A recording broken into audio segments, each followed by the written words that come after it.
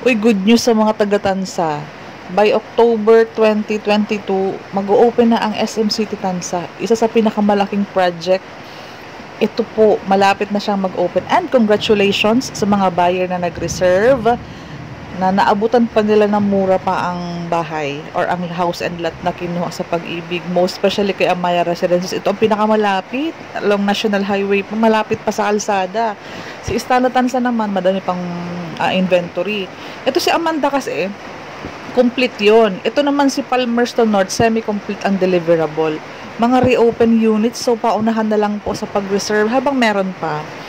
Si Istana Tansa naman, ang ating phase C na merong 58 squares ang floor area at yung 49 squares ang floor area.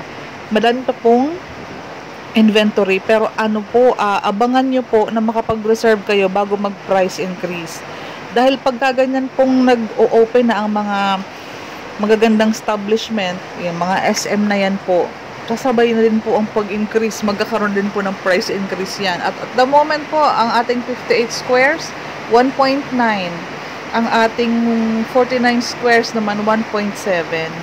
Bali, 33,000 ang salary or 29,000 ang salary basic. Meron din tayong Istana Tansa Villas, yung 3-story. Iba din po yun. Iba din po si Istana Tansa, yung ating mga townhouse.